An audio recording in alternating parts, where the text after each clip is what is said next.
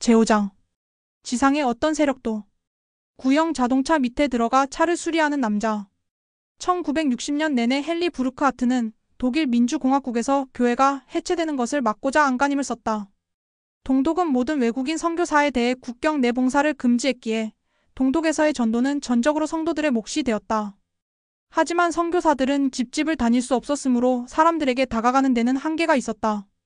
10월에 정부는 교회 회원의 숫자가 아주 많지 않은 도시에서는 전임 선교사들의 봉사를 금지했다. 또한 정부만 국민들에게 오락을 제공할 책임이 있다고 주장하며 거의 모든 상호부조회, 상호양상회, 초등의 활동을 중단시켰다. 한 관리는 정부가 성도들을 곱게 보지 않는 이유를 이렇게 말했다. 당신들은 필요한 걸 전부 교회 안에 가지고 있습니다. 오래지 않아 동독의 교회는 한때 존재했던 교회의 그림자 같은 처지가 되었다. 많은 동독 성도들은 이러한 상황을 견디지 못하고 서독의 더 큰 종교적 자유와 경제적 기회를 찾아 그곳에서 도망쳤다. 그런데 성도들만 그런 것이 아니었다. 수많은 사람들이 무리지어 동독을 떠나 동베를린과 서베를린의 국경을 넘는 경우가 잦았다. 이 대규모 이주는 동독 정부와 소련 동맹국들에게 당혹스러운 일이었다. 헨리를 포함한 많은 사람들은 정부가 서베를린으로 이어지는 통로를 모두 차단하는 것이 시간 문제라고 여겼다. 선교 본부는 서베를린에 있었으므로 헨리는 그러한 극단적인 조치로 인해 동독 성도들이 교회의 나머지 지역으로부터 단절될까봐 두려웠다. 12월 18일 유럽 선교부 회장이자 12사도 정원의 보조인 엘빈 알 다이어가 동독에 와서 헨리와 현지 교회 지도자들에게 그들이 돌보고 있는 성도들의 안녕에 관해 이야기했다. 동독의 교회 지도자들은 암울한 상황을 전했다. 정부는 최근에 출판된 책이나 기타 인쇄물을 수입하는 것을 엄격하게 규제했다. 이 규제로 인해 성도들이 서독에서 밀수입하지 않는 한 새로운 교회 잡지, 공과 교재, 찬송가 등을 받는 것은 사실상 불가능해졌다. 지부의 참석률은 감소하고 있었다. 집회소는 재기능을 하고 있었지만 일부는 파손된 상태였다. 청소년 모임이 중단된 지금 정부가 여러 프로그램들을 후원하는 탓에 많은 청소년들이 종교에서 멀어지고 있었다. 헨리는 지부에서 이따금 비밀리에 청소년 활동을 연다고 설명했다. 그러나 모임에 참석한 사람들 모두 그렇게 하는 것은 위험하다고 입을 모았다.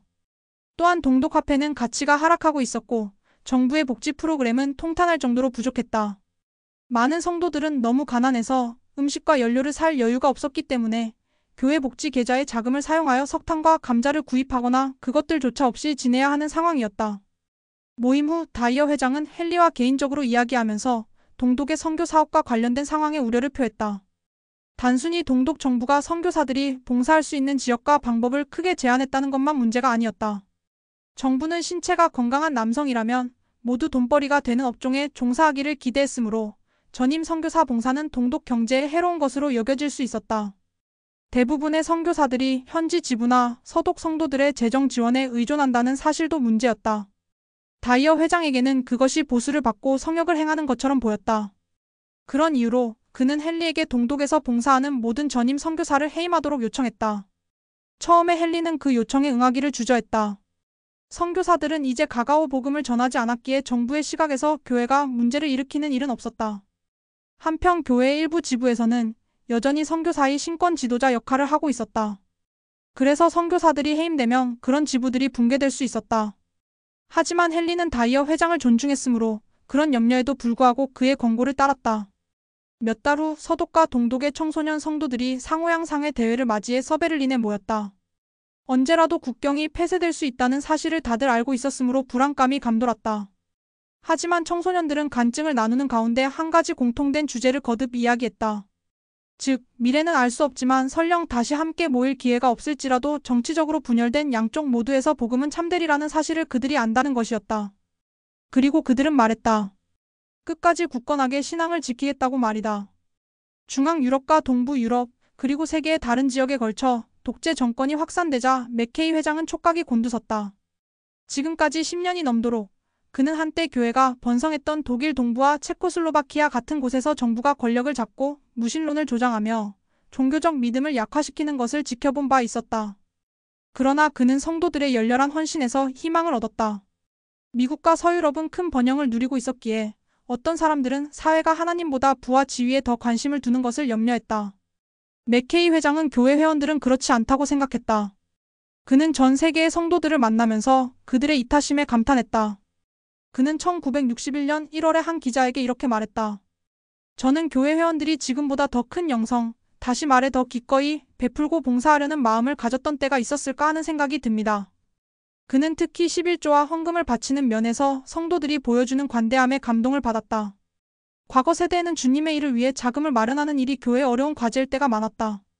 그러나 성도들의 기부금과 더불어 자원봉사와 다양한 사업적 투자에서 얻는 수입 덕분에 교회는 교육, 복지, 선교사, 건축 프로그램을 포함한 많은 일에 계속 자금을 조달할 수 있었다. 건축 프로그램에 특히 많은 비용이 들었지만 맥케이 회장은 그것이 성장하는 교회에 꼭 필요한 지출이라고 여겼다.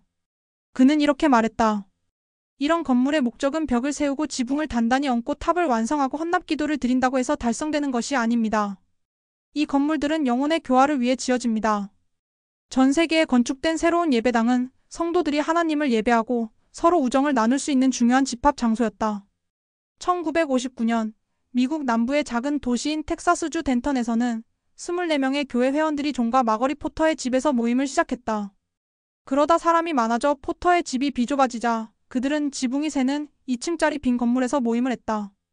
1961년에 이 그룹은 교회 건축위원회에 집회소 건축 허가를 신청하는 데 필요한 만큼 활동회원을 보유한 지부가 되었다. 그 당시 새 집회소를 건축할 때면 선교부 지역 교회 회원들은 건축 비용의 30%를, 스테이크 지역 회원들은 비용의 50%를 기부해야 했다. 스테이크 회장인 어빈 에커스는 덴턴 성도들이 예배당 건축 공사에 기부하도록 격려하기 위해 기부 금액이 $1,000에 도달하면 자신도 $1,000를 기부하겠다고 말했다. 그 후에 존 포터는 교회의 승인을 받아 직접 3,600여 평의 땅을 구입하여 1,200여 평은 식당에 팔고 나머지 2,400여 평은 건물 공사를 위해 기부했다. 1960년대 초에 집회소를 지을 때는 그곳을 사용할 교회 회원들이 교회에서 승인한 몇 가지 건축 설계도 중 하나를 선택할 수 있었다. 몇몇 설계도에서는 와드나 지부의 규모와 성장에 따라 시간이 지나면서 두세 단계에 걸쳐 집회소를 건축하게 되어 있었다. 건축의 첫 번째 단계에서는 예배실로 사용할 수 있는 큰 다목적실 하나와 여러 개의 공과실을 지었다. 두 번째 단계에서는 큰 예배실과 초등회실이 추가됐고 세 번째 단계에서는 활동실, 주방 및 더 많은 방이 포함됐다. 덴턴 지부는 빠르게 성장하고 있었으므로 지부의 성도들은 처음 두 단계를 결합한 설계도에 따라 집회소를 짓기로 했다. 교회에 고용된 건설 감독관이 공사를 관리하는 동안 덴턴 성도들은 대부분의 노동을 제공했다. 지부 회원인 라일리 스완스는 고급 가구를 만드는 목수였다. 그는 예배당의 아름다운 목조 장식을 맡았다. 라일리는 교회에 가입하기 위해 담배를 끄는 현지 개종자였다. 건축 공사가 시작되자 그는 낮 시간 내내 자원봉사자로 예배당 짓는 일을 할 수 있도록 야간 근무를 하기 시작했다. 전 세계의 집회소가 세워지면서 교회는 본부 지도자와 교회 직원들에게 업무 공간을 제공하기 위해 솔트레이크 시티에 큰 사무실 건물을 지을 계획도 세웠다. 템플스퀘어의 새로운 방문자 센터, 솔트레이크 시티 근처 산속 깊은 곳에 계보 기록 보관할 동굴 보관소, 캘리포니아주 오클랜드의 새로운 성전 건축 계획 역시 진행되고 있었다. 또한 맥케이 회장은 교회 청소년들과 복음을 나누고자 하는 그들의 소망에서 희망을 찾았다. 1959년에 그는 모든 교회 회원에게 새로운 회원 및 잠재적인 개종자를 찾고 가르치며 그들과 우정을 나누도록 권유했다. 그 후로 선교 사업의 속도가 붙었고 특히 영국에서는 새로운 성전이 실제로 교회의 새로운 시대를 불러오기도 했다. 영국 선교부에서는 특히 청소년들 사이에서 개종자 침례가 극적으로 증가하기 시작했으며 그 결과 교회는 1960년 3월에 영국 북 선교부와 맨체스터 스테이크를 설립했다. 1년 후 맥케이 회장은 다시 영국으로 돌아가 런던 스테이크를 조직하고 런던 중심부의 하이드파크 근처의 아름다운 새 예배당을 헌납했다. 영국에 있는 동안 맥케이 회장은 모든 회원에게 선교 사업에 참여하라고 거듭 권유했다. 그는 영국 북 선교부의 선교사들을 다음과 같이 상기시켰다. 만약 모든 회원이 그 책임을 맡는다면 지상의 어떤 세력도 이 교회의 성장을 막을 수 없습니다. 맥케이 회장이 영국에서 돌아온 지 몇 달이 지난 후 제1회장단은 러마 윌리엄스에게서 나이지리아 사람들로부터 받은 수십 통의 편지에 관한 보고서를 받았다. 내용은 다음과 같았다. 하나님의 자녀가 분명한 이 수많은 사람들에게 복음이 전파되어야 한다면 지금이 그 일의 착수 여부를 알아보기 적절한 시기인 것 같습니다. 맥케이 회장은 나이지리아 사람들이 회복된 복음에 관심이 있다는 것을 이미 알고 있었다. 이전 해에 그는 남아프리카에서 귀환하던 선교부 회장 글렌 피셔에게 나이지리아를 방문하도록 요청했었다. 글렌은 선교 사업을 위한 그 나라의 준비 상태에 대해 긍정적으로 보고했으며 그에 따라 맥케이 회장은 고려해야 할 것이 많아진 터였다. 그 즈음에 러마의 보고서가 올라온 것이었다. 1961년 7월 1일 맥케이 회장은 제1회장단과 12사도 정원의 모임에서 이 문제를 언급했다. 교회의 신권 제한이 나이지리아에서의 선교 사업에 상당한 어려움을 야기할 것임을 알았기에 그는 이 상황을 고대 사도들이 이방인에게 복음을 전파하는 것에 대해 의문스러워하며 직면했던 딜레마와 비교해 보았다. 고대의 사도들은 베드로가 하나님께 계시를 받기 전까지는 아무 행동도 취하지 않았다. 맥케이 회장은 신권 제한에 관해 주님께 인도를 구했지만 명확한 답을 받지 못했다. 지금으로서는 그도 주님의 뜻을 알기 전에는 나이지리아에 선교부를 열 생각이 없었다. 그렇지만 그는 러마의 제안이 타당하다고 믿었다. 교회는 더 많은 정보가 필요했으므로 그는 나이지리아인들의 신앙을 알아보기 위해 교회 대표자들을 나이지리아로 보낼 것을 제안했다. 이 사안을 논의한 후 사도들은 선지자의 제안을 지지했다. 이 무렵 16살의 수지 타우스는 매일 하는 일이 있었다. 날마다 방과 후에 신문 배달을 하고 나면 집에 가서 아버지에게 예수 그리스도 후기 성도 교회에 가입할 수 있도록 허락을 구하는 것이었다. 그녀는 약 1년 전부터 교회에 관심이 있었다. 한 친구가 그녀를 영국 베벌리에 있는 현지 지부의 청소년 활동에 초대했는데 수지는 곧 회복된 복음을 사랑하게 되었다. 하지만 가톨릭과 감리교 신자인 그녀의 부모는 교회에 가입하고 싶어 하는 딸의 소망은 성장 과정에서 나타나는 하나의 단계에 불과하다고 생각했다. 그래서 그들은 딸이 침례받도록 허락하지 않았다. 그럼에도 불구하고 후기 성도가 되겠다는 수지의 결심은 확고했다. 그녀는 당시 영국 제도에서 교회에 마음이 끌린 수천 명의 사람들 중 한 명이었다. 수지처럼 그들 중 다수는 새로 도입한 선교부 소개 프로그램을 통해 교회에 대해 알게 되었다. 이 프로그램에서는 성도들에게 친구와 가족을 교회 모임에 초대하여 그들이 선교사들과 만나게 할 것을 장려했다. 사실 수지의 친구가 그녀를 교회에 데려왔을 당시 영국 선교부에서 최근에 나온 침례의 85% 이상이 소개의 결실이었다. 수지는 교회에 대해 알게 된 이후로 상당한 반대에 부딪혔다. 그녀는 몰몬경을 받은 후 그것을 읽어도 좋다는 허락을 받기 위해 가톨릭 신부에게 가져갔었다. 신부는 평소 친절한 사람이었지만 그녀가 몰몬경을 보여주자 태도가 완전히 달라졌다. 그는 몰몬경이 악마의 책이라고 말하면서 수지가 자신의 집을 이단으로 더럽혔다고 비난했다. 그러더니 신부는 수지의 손에서 몰몬경을 낚아채 벽난로에 내던졌다. 몰몬경에 불이 붙지는 않아서 수지는 신부가 자신을 현관문 밖으로 쫓아내기 전에 간신히 몰몬경을 끄집어냈다. 그 후 그녀는 이렇게 말했다. 이제 돌아가는 일은 없어. 그녀는 곧 베벌리 지부의 모임에 꼬박꼬박 참석하게 되었다. 수년 동안 화려한 가톨릭 예배당에서 예배를 드렸던 수지는 딱딱한 나무 의자가 놓인 맨바닥 호텔 방에서 소수의 사람들과 함께 예배를 드리는 것이 처음에는 이상하다고 생각했다. 그러나 처음 성찬식에 참석한 후 그녀는 그곳에서 들었던 말씀이 참됨을 확인해주는 따뜻한 느낌을 느꼈다. 영은 수지에게 다시 성찬식에 참석해야 한다는 강한 증거를 주었다. 수지는 훨씬 많은 사람이 참석한 상호양상의 모임에서도 비슷한 영을 느꼈다. 그 중에는 수지처럼 친구에게서 교회를 소개받은 청소년들도 있었다. 선교사들과 야구를 하면서 교회를 알게 된 청남들도 있었다. 수십 년 동안 선교사들은 스포츠를 통해 청소년들을 만나고 그들과 그들의 부모에게 교회를 소개했다. 최근 영국 선교부에서는 야구가 특히 인기를 끌었다. 그래서 많은 젊은이가 선교사가 운영하는 팀에서 경기를 하려고 교회에 가입했다. 당시 선교부 지도자들은 다른 선교사들보다 더 많이 침례를 준 선교사들에게 표창 및 포상을 하는 경우가 많았기 때문에 일부 선교사들은 대체로 성인들보다 훨씬 더 기꺼이 침례를 받고 싶어 하는 청소년들에게 노력을 집중했다. 이 청소년 개종자들은 대개 침례에 앞서 복음 토론을 거쳤지만 교회에 참석하는 것보다 스포츠팀에 소속되는 것에 더 관심을 두는 경우가 많았다. 대부분의 경우 그들의 침례는 다른 가족 구성원들이 교회에 가입하는 결과로 이어지지 않았기 때문에 베벌리 지부와 영국 제도의 다른 지부들에는 명목상으로만 교회 회원인 청소년이 수십 명은 되었다. 그렇지만 수지는 매주 교회 모임에 참석하고 부모님과 침례에 관해 이야기했다. 어느 날 수지가 신문 배달을 마치고 집에 와보니 아버지가 차 밑으로 들어가 발만 밖으로 내놓은 채 차를 수리하고 있었다. 아빠, 저 침례 받아도 돼요? 수지가 물었다. 그러렴, 우리 딸. 아버지는 여전히 차 밑에서 나오지 않고 말했다. 그게 내게 그렇게 의미가 큰 일이라면 그렇게 하렴. 수지는 깜짝 놀랐다. 정말이세요, 아빠? 나중에 딴소리 하시는 건 아니죠? 그는 염려 말라고 대답했다. 수지는 원한다면 침례를 받을 수 있게 된 것이다. 고마워요.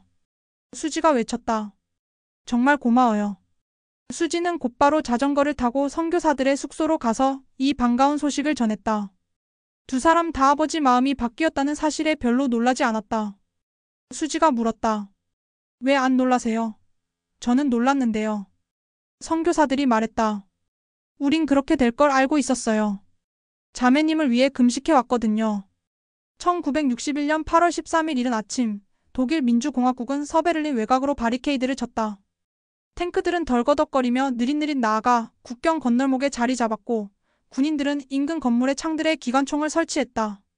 도심에 있는 역사적 건축물인 브란덴부르크 문에는 분노와 혼란에 빠진 수많은 군중이 모여들었다. 다음 날에는 작업자들이 브란덴부르크 문 앞 도로를 차감기로 부수고 콘크리트 블록과 가시철 조망으로 기다란 임시 벽을 쌓기 시작했다. 그들 앞에는 무장한 경비병들이 한 줄로 늘어서 있었다. 몇 달간의 소문 끝에 동독 정부는 마침내 동베를린과 서베를린의 국경을 폐쇄했다. 벽의 높이가 빠르게 올라가자 헨리 부르크하트는 불안해졌다. 그가 우려한 대로 국경이 폐쇄되면서 서독과 통신이 두절되었다. 그는 선교부 사무실에 전화를 걸 수도, 전보를 보낼 수도, 편지를 보낼 수도 없었다. 그가 전날처럼 자유롭게 국경을 넘으려고 한다면 경비병들이 그를 가로막을 것이고 심지어 그를 죽일 수도 있었다. 어떻게 하면 이 사업이 계속될 수 있을까? 그는 생각했다. 동독의 지방부와 지부들은 이미 현지 지도자들의 인도에 따라 운영되고 있었고 회원 선교사들이 대체로 전임 선교사들의 역할을 대신했지만 헨리는 서베를린에 있는 베를린 선교 본부와의 연락에 항상 어느 정도는 의존할 수밖에 없었다. 하지만 그들 사이에 진짜 장벽이 세워져 버렸으니 이제 어떻게 될까? 헨리는 8월 말에 그 답을 얻었다. 동독은 자국민의 국외 여행을 금지했지만 특별 허가를 받은 서독 주민들이 동독 국경 내를 여행하는 것은 허용했다. 8월 27일 베를린 선교부 회장인 퍼시 케이 패처와 그의 보좌 중 한 명인 데이비드 오원즈는 동베를린에서 헨리와 성도들을 만났다. 두 사람은 입국 전에 차와 주머니에서 불필요한 물건들을 모두 꺼냈다. 검문소에서는 줄지어 성경찰과 군인들이 수천 명 인파를 저지하고 있었다. 군인들이 군중을 갈라놓자 패처 회장은 차를 몰고 조금씩 앞으로 나아가며 미로 같은 장애물들을 통과해 동베를린 입구에 도착했다. 헨리와 성도들은 선교부 회장을 만나 무척 기뻤다. 짧은 방문이었지만 패처 회장과 교회의 지도자들은 그 후 여러 달 동안 비슷한 방법으로 성도들을 방문했다. 그들은 자신들이 동베를린에 있다는 사실만으로도 자신들과 동독 성도들이 위험에 빠질 수 있음을 알았기에 조심스럽게 행동했다. 다행히 새로운 제한 조치가 동독 성도들의 결의를 흔들어 놓지는 못한 것 같았다. 성찬식 참석자가 늘어났고 많은 사람이 복음이 참됨을 확고하게 간증했다. 현지 지도자들이 모인 한 대회에서 헨리는 돌아가는 상황이 동독의 성도들에게 이상적이지 않다는 점을 인정하며 지도자들에게 다음과 같이 상기시켰다. 인간이 강제한 상황 때문에 주님의 일이 어려워져서는 안 됩니다. 하나님의 일이 이 나라에서 계속 성공을 거둘지 여부는 우리에게 그리고 우리가 부름을 어떻게 수행하는가에 크게 달려 있습니다. 1961년 10월 연차 대회가 열리기 몇 주 전 데이비드 오 맥케이 회장은 해롤드 비리 장로를 솔트레이크시티에 있는 자신의 집무실로 오게 했다. 선지자는 그날 아침 6시 30분에 잠에서 깨어나면서 다가오는 신권 모임에서 교회 교과 과정을 통합하기 위해 마련한 새로운 프로그램을 소개해야 한다는 분명한 느낌을 받았다. 19세기 후반부터 교회의 각 조직, 즉 주일학교, 초등회, 청남 및 청녀 상호양상회, 상호부조회, 신권정원회는 서로 제각각 자체적인 주간 공가를 작성해 왔었다. 그리고 1900년대 초를 시작으로 교회 지도자들은 교회 조직과 정원회의 주간 공가와 활동을 서로 연계시키는 방법을 모색해 왔다. 그렇게 하기 위해 기본 교리를 강조하고 반복적이거나 중복되는 단원을 없앤 터였다. 그러나 이러한 노력은 산발적이고 오래 지속되지 못했다. 공가와 활동을 서로 연계시키려는 초창기의 노력에 일정 부분 참여했던 맥케이 회장은 이제 그것을 다시 시도할 때가 됐다고 여겼다. 교회 회원의 3분의 1 이상이 지난 10년 동안 교회에 들어왔으므로 현재의 교과 과정은 새로운 성도들의 필요를 다 충족하지는 못했다. 선지자는 특히 잘못된 개념을 전하거나 기본적인 복음 가르침에서 너무 멀리 벗어나는 공가에 대해 염려했다. 그는 복음의 기본 원리에 기초한 통일된 교과 과정을 원했다. 우리가 유효하다고 생각하는 유일한 프로그램은 영혼을 구원할 목적으로 개발된 프로그램입니다. 그는 말했다. 리 장로는 1년 넘게 소규모 위원회에서 이 문제를 연구해왔다. 그도 교회에서 전하는 가르침이 구원의 교리에 더 중점을 두기를 바랐다. 그리고 최근에 그는 교회에서 출판한 훈련 자료가 사도들이 보지 못한 상태로 현지 회원들에게 전해졌다는 사실을 알고 난처해하고 있었다. 새로운 프로그램에서는 공가와 지침서가 성도들에게 전달되기 전에 충분한 검토를 거치게 하고 싶었다. 그는 교회 조직들 간의 원활한 협의가 이루어질 때 혼란이 생기지 않으리라고 믿었다. 위원회는 서로 협력하여 새로운 구성 원리에 따라 교회 교과 과정을 작성하자고 제안했다. 이 제안에 따르면 각각의 본부 조직이 독자적으로 공과 자료를 작성하는 대신 3개의 위원회, 즉 어린이를 위한 위원회, 청소년을 위한 위원회, 그리고 성인을 위한 위원회가 교과 과정을 감독했다. 교회의 다양한 조직을 대표하는 여성과 남성들은 구원과 관련된 몇 가지 핵심 원리에 초점을 둔 교과 과정이 개발되도록 돕기로 했다. 12사도 정원회가 그들의 활동을 감독하고 4명의 사도가 이끄는 교회 전체 협의 평의회가 새 위원회의 활동을 감독하게 될 것이었다. 연령별로 교과 과정을 구성함으로써 각 위원회는 공가에서 불필요한 중복을 피할 수 있었다. 더욱이 총관리 여건들과 함께 공가를 개발함으로써 그들이 전 세계에 있는 교회 회원들을 방문한 경험도 교과 과정에 실을 수 있었다. 위원회가 제안서를 작성하자 제1회장단과 12사도 정원회는 이를 검토하고 승인했다. 때마침 리 장로는 10월 연차 대회 신권 모임에서 성도들에게 새로운 프로그램을 소개할 수 있었다. 리 장로는 이렇게 말했다.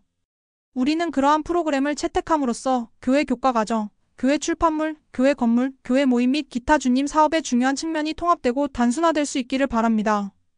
리 장로는 교회 교과 과정을 서로 연계시키려는 맥케이 회장의 조치가 영감에 따른 것이라고 확신했다. 그는 이렇게 간증했다. 이 교회의 회장님을 주시한다면 그분이 가능한 가장 효과적인 방법으로 인간의 자녀들의 구원을 위한 일을 행하시는 모습을 보게 될 것입니다. 연차 대회가 끝난 직후 러마 윌리엄스는 나이지리아행 비행기에 탑승했다. 가방에는 사진기와 녹음기를 챙겨 넣었다. 자신이 만날 사람들의 얼굴과 목소리를 나중에 제1회장단과 공유하기 위해서였다. 여행을 함께할 그의 동반자는 남아프리카 선교부로 가는 마빈 존스라는 이름의 20살 된 선교사였다. 그들의 목적지는 나이지리아 해안의 도시인 포트하커트였다. 러마와 편지를 주고받은 거의 모든 사람이 그곳에서 그들을 기다리고 있었다. 하지만 처음에 편지를 통해 러마의 관심을 아프리카로 돌렸던 아니스티 존 이콩은 군중 속에 없었다. 러마는 친구들에게 인사하며 그들이 전부 서로 아는 사이는 아니라는 것을 알고 놀랐다. 그는 그들이 함께 일했을 것으로 생각했었다. 그들 중에는 러마에게 가장 많은 편지를 쓴 매슈 우도-에테라는 사람도 있었다. 그는 러마와 마빈을 자신의 작은 집으로 데려갔는데 그곳에는 많은 사람이 두 사람의 설교를 듣기 위해 모여 있었다. 러마는 몹시 뜨겁고 습한 공기가 익숙하지 않았지만 2시간 동안 사람들을 가르치고 교회에 대한 질문에 답해 주었다. 나이지리아에서의 첫 번째 일요일에 러마는 매슈의 예배당에서 또 한 번 다른 많은 군중에게 말씀을 전했다. 그의 설교를 듣기 위해 수 킬로미터를 움직인 사람들이었다. 러마는 그들에게 신의 배도 조셉 스미스를 통한 복음의 회복에 대해 가르쳤다. 그는 신권 제한에 대해 설명하고 자신은 그들이 신권을 소유할 수 없더라도 여전히 교회에 관심이 있는지를 알아보기 위해 나이지리아에 왔다고 말했다. 그는 말을 마친 후 매슈가 모임을 마무리할 수 있도록 그에게 나머지 시간을 주었다. 그런데 갑자기 회중에 있던 사람들이 러마가 알아듣지 못하는 언어로 말하기 시작했다. 러마는 통역을 듣기 위해 매슈를 바라보았다. 이곳에 간증을 전하고 싶어 하는 사람들이 있습니다. 매슈가 말했다. 러마는 깜짝 놀랐다. 그는 사람들이 피곤하고 배도 고플 것이라고 생각했다. 그런데 오히려 그들은 그때부터 3시간 동안 간증을 나누어 주었다. 그 중에는 희끗희끗한 머리에 흰 셔츠를 입고 장밋빛 천으로 다리를 감싼 노인도 있었다. 그는 맨발이었다. 그는 이렇게 말했다. 나는 65살이고 몸도 아파요. 그런데 오늘 아침 여기에 오려고 26km를 걸어왔어요. 그의 말은 다음과 같이 이어졌다. 나는 맥케이 회장님을 본 적도 없고 하나님을 본 적도 없어요. 하지만 형제님을 보았으니까 개인적으로 형제님에게 책임을 하나 지울게요. 맥케이 회장님께 가서 우리가 진심이라고 전해주세요. 회중의 한 여성은 러마에게 이렇게 말했다. 교회에 대한 우리의 사랑이 헛된 것이 되도록 내버려 두시겠습니까? 일주일 남짓 지날 무렵 마침내 러마는 우요라는 마을에서 아니스티 존 이콩을 만났다. 러마는 그 친구가 자신을 마중하려고 160km도 넘는 거리를 여행하여 공항으로 갔지만 어찌된 일인지 자기를 만나지 못했음을 알게 되었다. 아니스티 존은 러마에게 자신의 집 벽을 보여주었다. 벽들은 교회 잡지에 실린 총관리 여건들의 기사와 사진으로 장식되어 있었다. 러마는 나이지리아 사람들의 신앙에 거듭 감명받았다. 그는 거의 100개의 교구에 있는 약 5,000명의 사람들이 교회에 가입하고자 한다는 것을 알게 되었다. 그러나 신권과 성전에 대한 제한이 있는 한 나이지리아에서 앞으로 나아갈 길은 보이지 않았다. 그는 새로운 친구들에게 장차 그 나라에서 선교 사업이 이루어지리라는 확신을 주고 싶었지만 자신에게 그렇게 할 권한이 없다는 것을 알고 있었다. 그는 일지에 이렇게 적었다. 그들은 내가 제1회장단에 보고할 때 내 역할을 다하면 나이지리아에 교회가 들어오게 될 것이라고 주장한다. 그러한 결정을 최종적으로 검토하는 데 있어서 내가 얼마나 무력한 사람인가를 그들은 깨닫지 못한다. 하지만 그는 희망을 잃지 않았다. 주님의 도움으로 모든 것이 가능하다는 사실에 감사한다.